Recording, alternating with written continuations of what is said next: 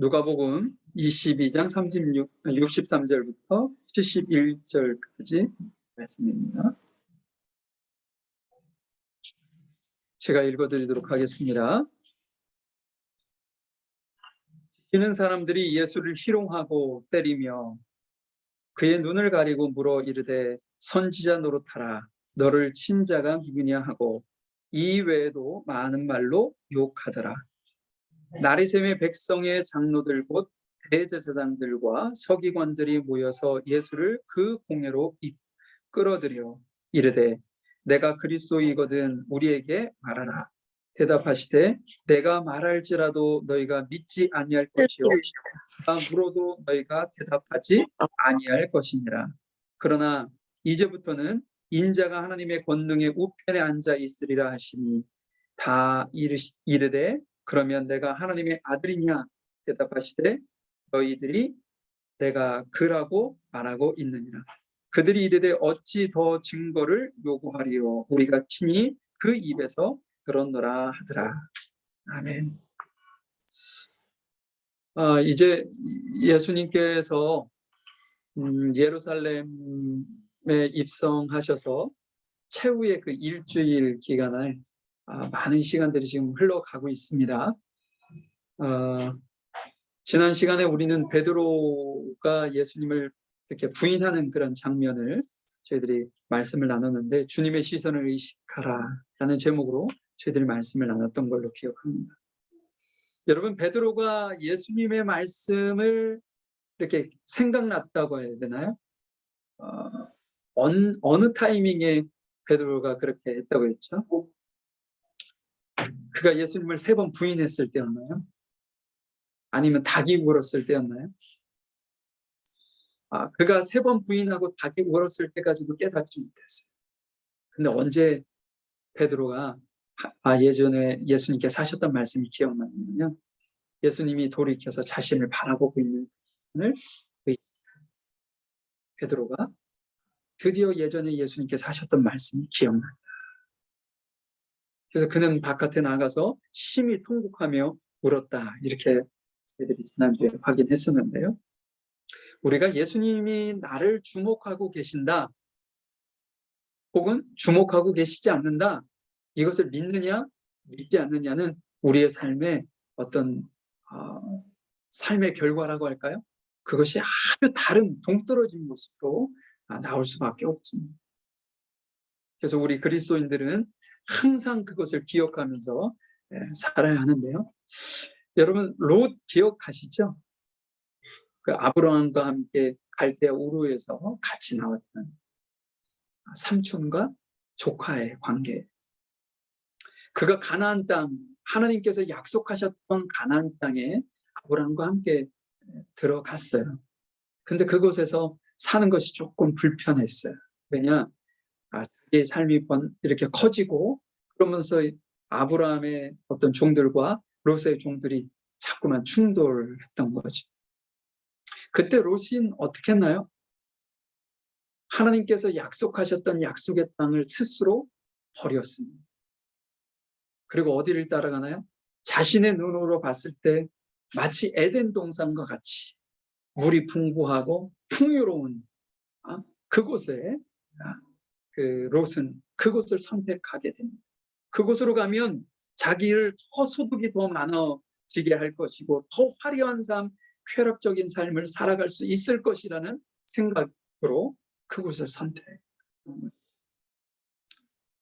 우리의 눈에 보여지는 땅은 소돔과 고모라 상이 그 땅이 가나안 땅보다 훨씬 더 이렇게 좋게 보이는 것이 사실입니다. 근데 여러분, 하나님의 약속은 어디에 있어요? 가나안 땅에 있습니다. 가나안 땅입니다. 우리는요, 하나님의 약속한 땅을 지금 내 삶에 어떤 갈등이 있다든지 아니면 불편하다든지 그 무엇인가 나를 충족해 주는 것이 없음으로 인해서 이렇게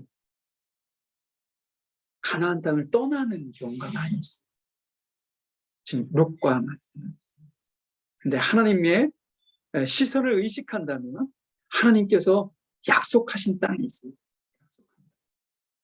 지금 우리에게 지난주에 베드로를 통해서 말씀하신 그 말씀이 그런 의미가 우리에게 담겨져 있는 거죠. 하나님의 시선을 의식하지 않을 때 우리는 하나님의 약속을 저버릴 수 있습니다. 자, 오늘은 나는 어떤 사람인가 라는 제목으로 좀 말씀을 나누고요. 나는 어떤 사람인가. 우리는 자신을 평가할 때 좀 대체적으로는 좀 넉넉하게 후하게 내 자신을 평가하는 경우가 있어요. 만약에 내가 비교적으로 좀 모범적으로 살아왔다. 그러면 더더군다나 나는 참 괜찮은 사람이야 라고 내 스스로를 평가하게 되어 있죠. 근데 이 평가라는 건요, 누가 평가를 해줘야 더 정확한 거냐면 내가 내 자신을 평가하는 게 아니라 상대방이 나를 어떻게 평가해 주느냐가 조금 더 뭐랄까 정답에 가깝다고 할까요? 정확한 답에 가까운 평가죠. 근데 그거보다 더 정확한 평가가 있어요. 그 평가가 뭐냐? 하나님께서 나를 어떻게 보시느냐. 하나님의 평가입니다. 성경에는 하나님께서 사람들을 평가하시는 내용들이 너무 많이 나와요. 그중에 몇 가지를 여러분들에게 잠깐 소개를 해보려고 합니다. 민수기 12장 3절 말씀을 보면 이렇게 말씀하고 있어요. 모세는 매우 겸손했습니다. 모세는 땅 위에서 가장 겸손한 사람이었습니다. 모세는 어떻다고요? 땅에서 가장 겸손한 사람이었다. 성경은 끊임없이 말씀하고 있어요. 교만한 자는 물리치시고 겸손한 자에게 은혜를 주신다. 이것이 성경 전체에 흐르는 말씀입니다. 그런데 모세가 세상 그 어떤 사람보다 겸손해. 겸손했던 모세는요, 죽지 않고 하나님을 대면한 유일한 사람입니다. 그만큼 하나님께서 그를 너무나도 사랑했던 거죠. 그렇게 평가를 받았습니다. 하나 더 볼까요? 사도행전 13장 22절 말씀인데요. 다윗에 대한 평가예요. 그 후 하나님께서는 사울을 물리치시고 첫 번째 왕 사울 얘기하는 거죠. 다윗을 그들의 왕으로 삼으셨습니다. 하나님께서는 다윗에 대해 내가 이새의 아들 다윗을 보니 그는 내 마음에 드는 사람이다. 그가 내 뜻을 다 이룰 것이다 라고 말씀하셨습니다. 누군가의 마음에 든다? 누군가에게 인정을 받는다? 이건 쉽지 않은 문제죠. 이게 가까우면 가까울수록 더 어려워지는 것 같아요. 좀 대충 어느 정도는 좀 이렇게 가려져 있어야 평가를 잘 받을 수 있는데 가정에 들어가면 남편이 아내에게, 아내가 남편에게, 자녀가 부모에게 인정 잘 못 받아요. 왜? 모든 것이 다 드러나기 때문에 그렇지. 근데 여러분들 교회 와보시면 남의 자식이 너무 반듯해 보이잖아요. 실은 우리 자녀도 마찬가지인데 말이죠. 그러니까 우리가 너무 이렇게 모든 것이 다 드러나면 이게 제대로 된 평가를 하기 어려워요. 근데 이 하나님께서 뭐라고 얘기하셨냐면 내 마음에 든다. 내 마음에 참 이렇게 보기에 그 허물을 찾기 어려운 사람이다. 이런 표현을 하나님께서 말씀하셨으니 사람에게도 그런 평가를 받기 어려운데 하나님 앞에 그런 평가를 받았으니 뭐 더할 나위 없겠죠.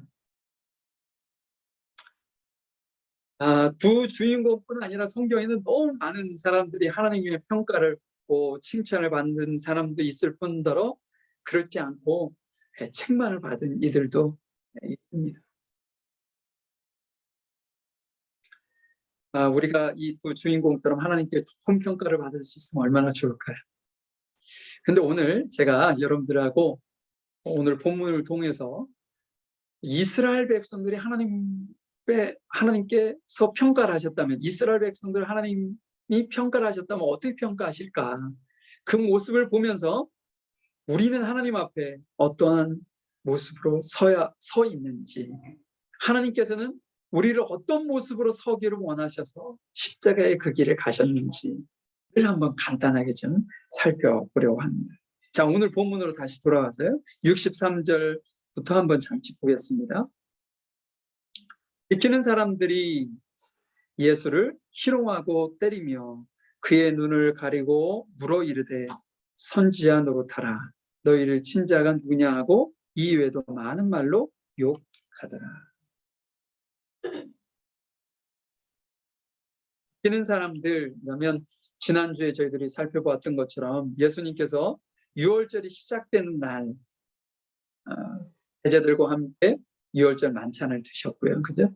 그 다음에 제자를 데리고 겟세마네 동산에 기도하러 올라가셨잖아요. 지난주에 우리가 살펴본 내용이 그거였습니다. 제자들과 함께 기도하시던 그 자리. 그리고 예수님께서 거기서 결박받으시고 이렇게 끌려가시는 장면. 제가 지난주에 만약에 드라마나 영화라고 한다면 이렇게 1편에서 2편으로 넘어갈 정도로 아주 예수님께서 묶이신 상태로 몸을 돌이켜서 베드로와 눈을 마주치는 그 장면, 드라마에서나 나올 법한 그런 아주 최고조로 치닫는 그런 어떤 장면에서 끝났어요. 예수님께서는 체포되어 대제사장의 뜰로 가셨다고 했죠. 그 시간이 언제쯤이라고 했나요? 어메진 이미 날이 저물었습니다. 대제사장들이 예수님을 신문할 시간이 아니었어요. 그들은 다 퇴근했어요. 날이 밝기를 기다려야 하는 상황입니다. 그런데 오늘 본문에 우리가 읽은 내용을 보면 조금 그 기본에서 조금 벗어났다는 생각을 우리가 들게 됩니다. 뭐냐면 무슨 죄를 지었는지 확인하는 작업이 대제사장들이나 리더들이 와서 그에게 신문을 함으로 인해서 드러나는 거 아닙니까? 그런데 그 모든 것들이 아직 이루어지기도 전에 대제사장들의 하인들 혹은 그를 지키고 있었던 군인들은 예수님을 눈을 가렸어요. 그리고 누가 너를 때렸는지 알아보라고, 선지자 노릇하라고, 밤새도록 잠을 재우지 아니하고 예수님을 조롱하고 욕하고 폭력을 행했어요. 마치 예수님을 죄인 취급하고 있었다는. 저는 이 모습을 보면서 사람들의 뭐라고 할까요? 잔인함, 무자비함, 그런 걸 느꼈어요. 사람들은 참 잔인하구나. 저 또한 마찬가지죠. 타락한 인류는 정말 잔인하구나. 여러분, 저는 이 본문을 읽는데 예수님의 눈을 가렸다, 그 부분을 읽어 나가는데 마음이 먹먹해. 여러분, 그들이 왜 예수님의 눈을 가렸을까요? 예수님이 겪어야 되는 그 공포를요, 최대치로 끌어올리기 위해서 의도적으로 가린 거예요. 이 얼마나 잔인한 모습. 아직 예수님께서 죄인이라는 사실을 밝혀진 것도 아닌데, 그들이 예수님을 결박했었을 때 그들이 가졌던, 주장하려고 했었던 것이 하나도 드러난 것이 없는데, 증거로 드러난 것이 하나도 없는데 예수님의 눈을 가리고 예수님을 최고조로 공포감을 느끼게 하기 위해서, 제가 그 상황을 보지는 못했지만 성경에는 그렇게 기록되어 있지는 않지만 인간의 잔인함이 그렇게 했을 것 같아요. 큰 소리로 예수님 앞에 소리를 지르면서 욕을 했을 거예요. 왜? 겁먹게 하기 위해서. 그리고 예수님을 때리고 예수님을 조롱했던.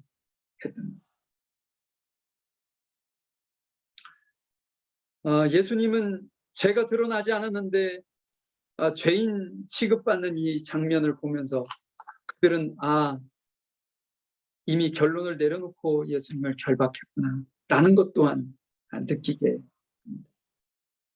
이것이 인간이 가지고 있는, 타락한 인간이 갖게 되는 잔인함과 무자비한 형태죠. 예수님께서 그들을 보시고 그렇게 평가하지 않았겠어요? 야, 너는 정말 잔인하다. 어떻게 사람을 이렇게까지 힘들게 하고 고난을 주고 모욕을 하고.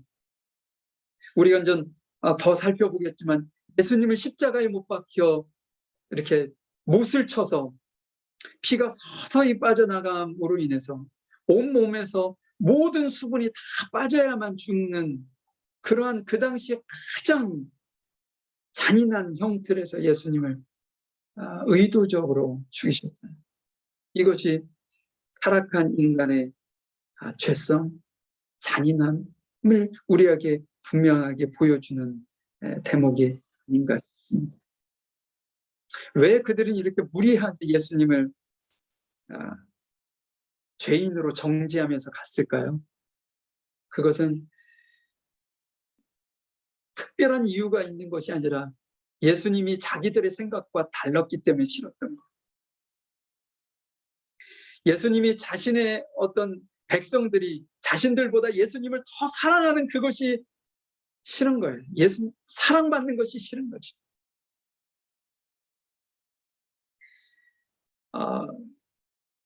집에서 아이들 키워보면 참 재미난 것들 많이 보게 됩니다.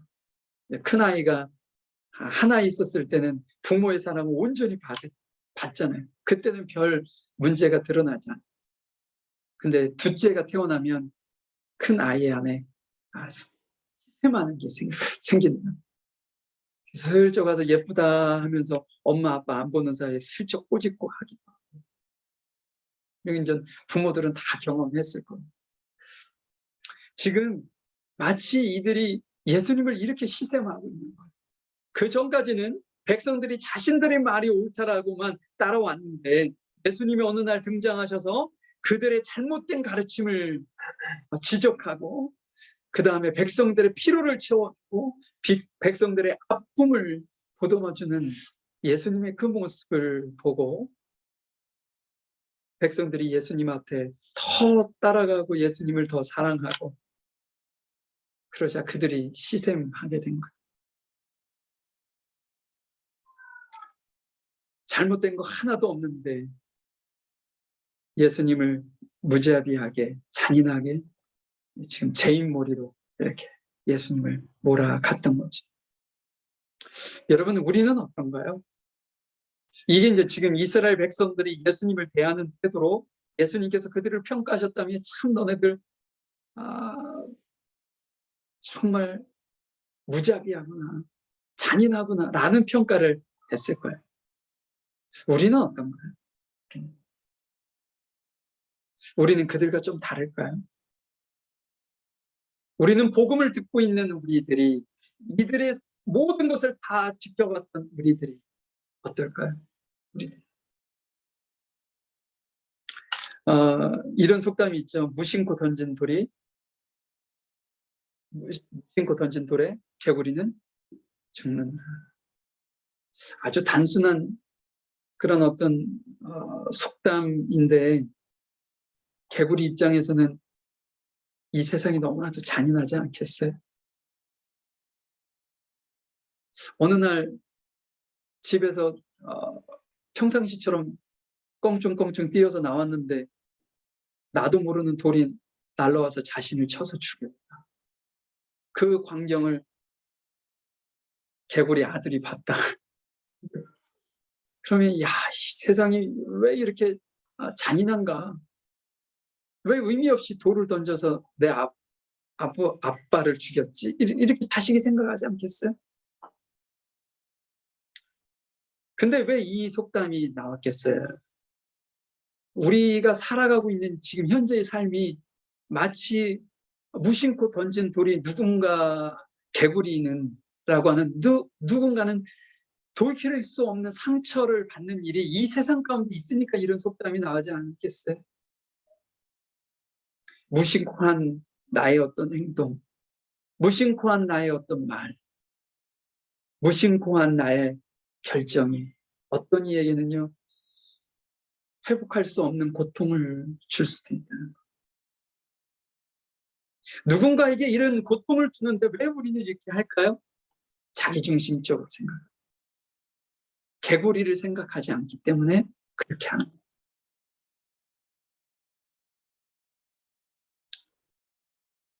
이것이 이제 우리가 가지고 있는 타락한 본성 안에 이렇게 묻어 있는, 숨겨져 있는 어떤 잔인함, 이것이 이제 우리 안에 있다는 이야기예요. 그런데 여러분,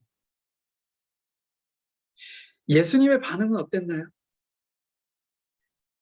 그 무자비하고 잔인한 사람들을 대하는 이스라엘 백성들이 예수님을 막 모욕하고 때리고 욕하고 말이죠. 죄 없이 억울하게 당하고 있을 때 예수님은 어떠셨나요? 그들을 정죄하지 않았습니다. 충분히 정죄하고 그들의 잘못을 지적하고 내가 잘못한 것이 무엇인지 한번 얘기해 보라고 당당하게 말씀하실 수 있는 예수님이 그들을 정죄하지 아니하시고 도리어 그들을 구원하시기 위해서 조롱도 모욕도 그 고통의 시간도 묵묵히 참아내셨다는 사실. 오늘 본문이 우리에게 보여주는 겁니다.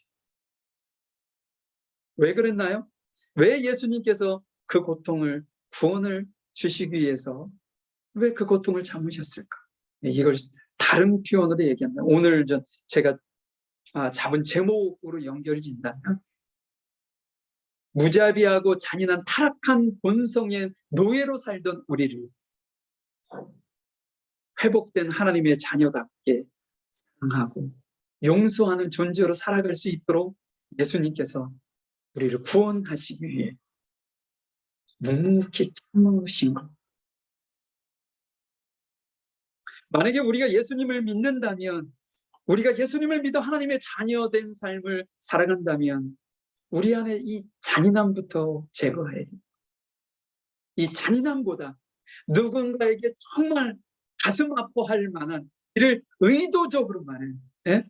충분히 둘러서 이렇게 고운 말, 상대방이 상처받지 않을 말로 희석시켜서 분명히 얘기할 수 있음에도 불구하고 그 작업을 하는 것이 귀찮으니까 그냥 막 내뱉는, 아니면 행동하는 그런 모습이 우리 안에 있을 수 있는 거예요. 우리가 예수님 믿는 순간 그리스도의 말씀으로, 주님이 주시는 어떤 힘으로 그것부터 제거하는 작업을 해야 된다. 그러기 위해서 예수님께서 묵묵히 조롱과 모욕과 고통의 시간을 참으신 거죠. 우리를 그렇게 회복시키기 위해 말이죠. 자, 66절 한번 말씀을 볼까요? 아리셈의 백성의 장로들 곧 대제사장들과 서기관들이 모여서 예수를 공회로 끌어들여. 그러니까 날이 밝았다는 거예요. 이제 날이 밝기를 기다리고 있었는데 그 시간을 못 참고 그 밑에 있는 사람들은 예수님을 그렇게 핍박했잖아요. 날이 됐어요. 그래서 이제 지도자들이 예수님을 공회로 끌어옵니다. 이르되 내가 그리스도이거든 우리에게 말하라. 대답하시되 내가 말할지라도 너희가 믿지 않을 것이요 내가 물어도 너희가 대답하지 아니할 것이다. 긴 밤이 지나고 예수님이 공회로 지금 끌려 나왔다고 그랬죠. 여러분, 이 공회가 어떤 기관인지 아세요? 이 공회를 여러분들 그 어떤 모임이라는 단어예요. 어려운 그 단어는 아닌데 여러분들 그 산헤드린 공회 이런 표현 들어보셨는지 모르겠어요. 이게 이 공회를 지칭해서 산헤드린이라고 하는데 이 산헤드린에는 그 71명의 지도자들로 이루어진 요즘 말로 하면 한국의 헌법재판소 정도의 역할을 하는 헌법기관입니다. 잘잘못을 따지는 거죠. 그곳에 구성원들은 대략적으로 누구냐면 뭐 대제사장, 서기관, 뭐 유대인의 지도자들로 구성되어 있는 사람들. 그 사람들은요 하나님의 말씀에 아주 이렇게 뭐랄까 잘 알고 있는 사람들이겠죠. 성경은 그들의 뭐 전공 분야일 겁니다. 근데 그들이 지금 뭐라고 질문해요? 당신이 그리스도인이면 우리에게 대답하라. 어떻게 보면 약간 어처구니 없는 질문을 하고 있는 겁니다. 왜냐하면 여러분 성경에서는요 이 메시아 되신 그리스도에 대해서 너무나도 많은 이야기를 하고 있어요. 구약은 오실 메시아에 대해서 기록하고 있잖아요. 그러면 이들은 성경의 전문가니까 성경을 읽고 연구했었을 때 충분히 메시아가 어떤 모습으로 올 것이라는 사실에 대해서 이 성경을 통해서 분명히 알았을 거예요. 그러면 예수가 그 메시아라는 것을 그 누구보다도 먼저 알았을 그들인데 예수님께서 그리스도이라는 사실을 모르고 또한 그리스도라는 대답을 예수님 앞에 요구하고 있다는 거죠. 왜 그들이 이 성경을 읽고 연구하면서도 예수님께서 그리스도인지 그들이 메시아 되신 예수님인지를 그들이 왜 몰랐을까? 그것은 성경을요 자기중심적으로 읽어요. 성경을 많은 우리가 가지고 있는 성경은 66권이죠. 근데 이 66권 중에 본인이 원하고 본인이 좋아하는 부분만 이렇게 빼서 읽는 거죠. 언젠가는 여러분들과 그 산상수훈 예수님께서 말씀하신 언덕에서 제자들뿐 아니라 백성들에게 말씀하셨던 산상수훈에 대해서 여러분들과 말씀을 나누고 싶어요. 근데 여러분 그거 한번 읽어보세요. 여러분들 기억하실 겁니다. 어때요? 내용이? 쉽지 않아요. 이런 건 좀 그냥 넘어갔으면 좋겠다라고 생각할 내용들이 너무 많아요. 그러니까 이 성경을 우리가 읽을 때 내게 좀 덜 불편한 말씀들은 좋다 라고 이렇게 취하지만 내게 너무 강한 것을 요구하거나 너무 부담스러운 말씀은 이렇게 제껴놓는 이런 건 뭐 목사님들이나 장로님들이나 권사님들이 해야지 나 같은 신앙의 초보가 뭐 무슨 이런 말씀까지 지킬 수 있겠어 이렇게 생각한단 말이죠. 근데 실은 그렇지 않다. 이 지금 율법 학자들 성경을 연구해서 백성들에게 가르쳐야 되는 사명을 가진 직분을 가진 이들이 성경을 연구했지만 하는 성경을 읽었지만 메시아 되신 예수님이 어떻게 오신다는 것을 뻔히 다 알고 있었지만 그렇게 오신 예수님을 인정하지 않았어요. 그것을 받아들이지 않았다는 거죠. 왜냐? 불편하니까. 아까 제가 앞에서 또 언급했죠. 왜 그들이 예수님을 미워했는지 얘기했잖아요. 예수님의 가르침이 자신의 가르침들보다 너무 탁월한 거예요. 너무 현실적이에요. 그러다 보니 그들이 그 예수님이 미운 거예요. 그 메시아가 정말 우리가 생각하는 그 메시아라면 본인들은 이스라엘 백성들 앞에 설 자리가 없다라고 판단했던 거죠. 그렇기 때문에 그걸 의도적으로 예수님을 메시아가 아님라고 스스로를 쇠뇌하는 그런 상황까지 이르렀던 거죠. 여러분 세례 요한이 예수님을 뭐라고 얘기했나요? 하나님의 아들 메시아라고. 세상 모든 죄를 짊어지고 가는 하나님의 어린 양이라고 같이 얘기했잖아요. 해놓고 얘기했는데도 그들의 귀에 그 말씀이 들어오지 않았습니다. 그래서 자신들 앞에 서 있는 그 메시아, 진짜 하나님의 아들, 그분을 알아보지 못했어요. 그래서 지금 뭐 하고 있어요? 그를 죽이려고 하고 있다는 거. 그러기 위해서 내가 그리스도이거든 우리에게 말하라 라고 얘기했던 거예요. 왜 그렇게 얘기한 거냐? 스스로 그리스도라고 하면 신성 모독죄로 걸어서 그 예수님을 처형할 수 있는 증거를 얻게 되는 거기 때문에 그래요. 그래서 그들은 지금 유도 질문을 하고 있는 겁니다. 너 그리스도면 네 입으로 내가 그리스도이고 내가 하나님의 아들이라고 좀 얘기해 라고 얘기를 지금 하고 있는 것이죠. 69절 말씀 한번 봅니다. 그러나 이제부터는 예수님께서 말하지도 않고 말한다고도 너네들 믿지 않을 것이다 라고 얘기하시더니 그러나 이제부터는 인자가 하나님의 권능의 우편에 앉아 있으리라 하시니 이르되 그러면 내가 하나님의 아들이냐 묻죠. 내가 그리스도냐 이렇게 묻던 이들이 야야 그러면 네가 하나님의 아들이라고 얘기하는 거야? 그 예수님의 입으로부터 그 말이 다시 나오게 하기 위해서 재차 묻는 거죠. 너희들이 내가 그라고 말하고 있다. 애매모호하게 얘기하죠. 예수님께서 그래 내가 하나님의 아들이야 라고 얘기하면 너무나도 좋을 텐데 이것이 그들이 원했던 어떤 질문에 대한 답인데 그 대답을 하지 않아가지고 애매모호하게 그래 네가 너네들이 그 얘기했네 라고 얘기하니 엄연히 얘기하면 예수님이 내가 하나님의 아들이야 라고 얘기한 건 아니지만 의미적으로는 어때요? 내가 하나님의 아들이야 너네들이 얘기한 것처럼 이 말이 되잖아요. 그러나 예수님의 입으로 단언하여 그렇게 얘기하지는 않았습니다. 그들이 속이 얼마나 탔겠어요. 71절 그들이 이르되 어찌 더 증거를 요구하리요 우리가 친히 그 입에서 들었노라 하더라. 예수님께서 내가 그리스도고 내가 하나님의 아들이라고 대놓고 얘기는 하지 않았지만 너네들이 얘기했네 라는 그 말을 들어서 그들이 뭐라고 했냐? 그의 입으로 자신이 하나님의 아들이었다라고 단정하기 시작합니다. 이것은 그들이 예수님을 어찌됐든 이렇게 올무에 가두고 증거를 삼아서 그를 죽여야 되기 때문에 지금 조금은 어거지를 쓰는 모습이기도 합니다. 그들은 거짓을 좋아하는 사람이라는 것이 예전부터 드러나는 한 가지 제가 예를 한번 들어보죠. 마태복음 26장 59절 60절에 보면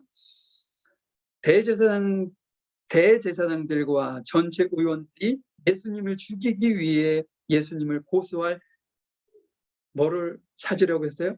거짓 증거를 찾으려고 했다. 이들은 원래 예수님을요 아무리 예수님을 신문을 하고 예수님을 겁박을 해도 예수님에게서 그를 죽일 만한 죄목을 찾기 어렵다는 걸 알고 있었어요. 이들이 찾는 건 어떤 그 증거예요? 거짓 증거예요. 거짓.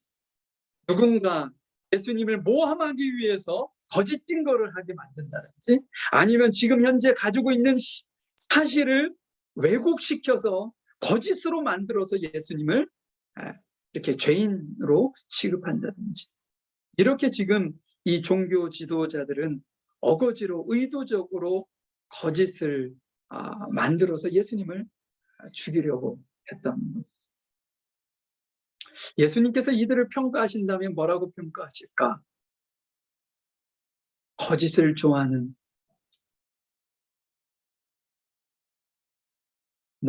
겁쟁이?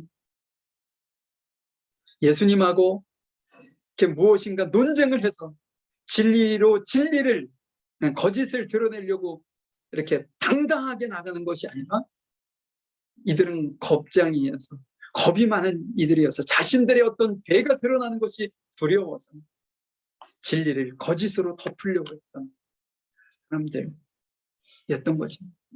하나님께서는 그들을 그렇게 평가하려고 하셨을 거예요.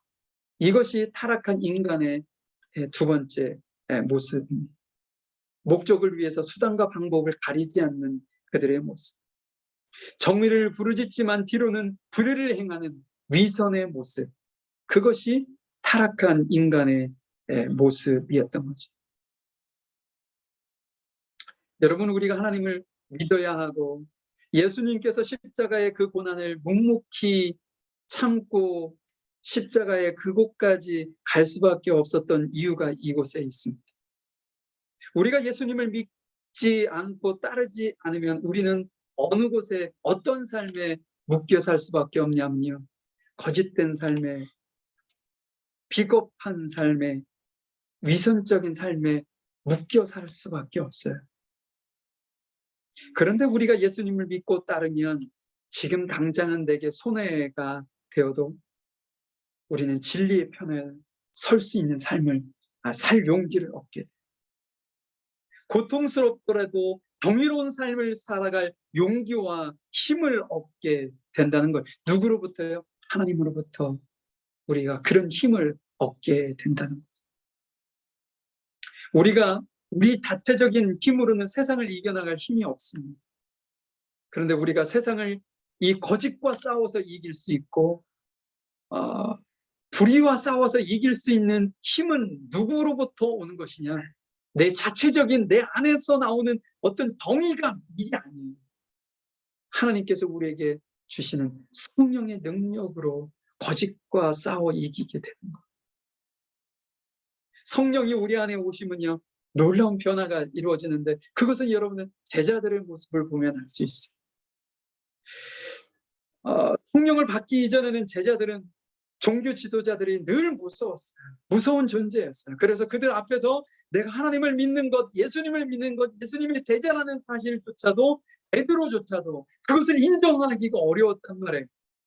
그런데 성령께서 제자들에게 임하자 어떻게 변했냐면, 종교 지도자들 앞에서 내가 너희들 말을 듣는 것이 옳으냐, 아니면 내가 하나님의 말씀을 듣는 것이 옳은지 너희들이 평가해봐라.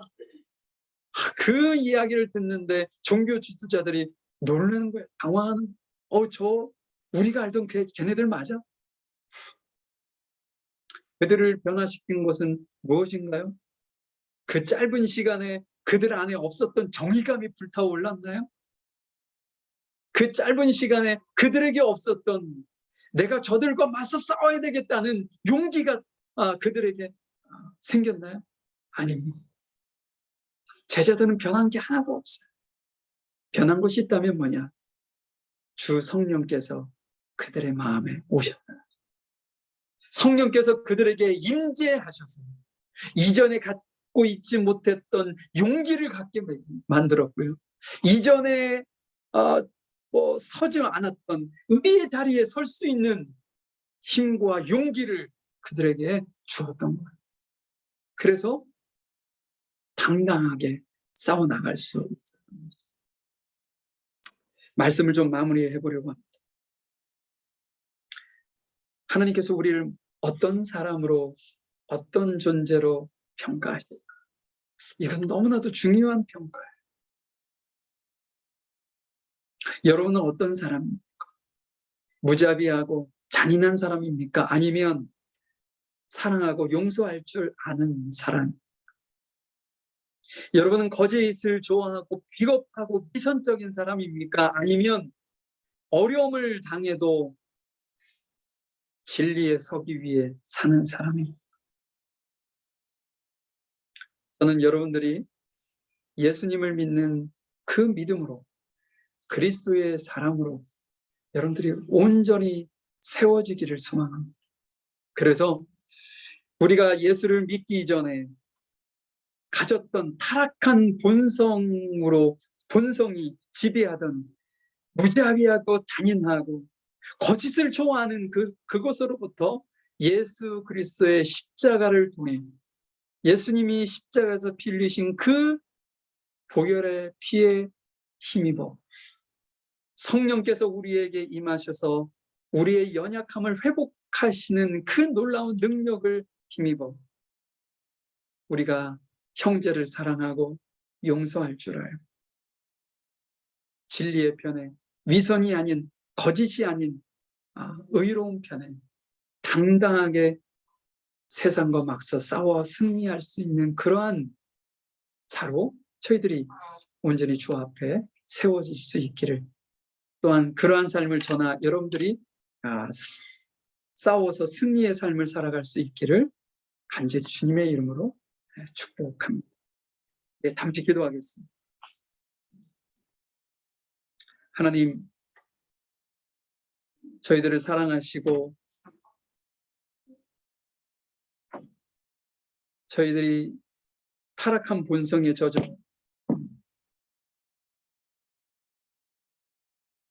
잔인하고 무자비하고 또한 거짓을 좋아하며 비겁한 어떤 삶을 살아가는 그것이 아닌 예수 그리스도의 피와 예수님께서 나를 구원하시고 나를 회복하시기 위해서 십자가에서 마지막 피 한 방울까지 흘리시고 고통당하셨던 그 고난의 은혜가, 그 성령의 감동하심이 나로 하여금 사랑할 수 있는 사람, 용서할 줄 아는 사람, 또한 진리의 의로운 편에 서서 당당히 거짓과 맞서 싸울 수 있는 사람으로 저희들을 회복시키시고 인도하시는 놀라운 은혜에 너무나도 감사합니다. 하나님, 저희들이 주저하지 않게 하시고 좌절하지 아니하게 하시고 하나님께서 주시는 힘으로 세상과 담대히 맞서 싸워 악한 세대에 우리가 지지 아니하고 승리하는 하나님의 자녀요, 하나님의 백성이요, 하나님의 귀한 일꾼의 삶을 저희들이 살아갈 수 있도록 하나님 저희들을 이끌어 주시고 인도해 주시옵소서. 함께 하시는 은혜 감사하며 사랑 많으신 예수님의 이름으로 기도하였습니다. 아멘.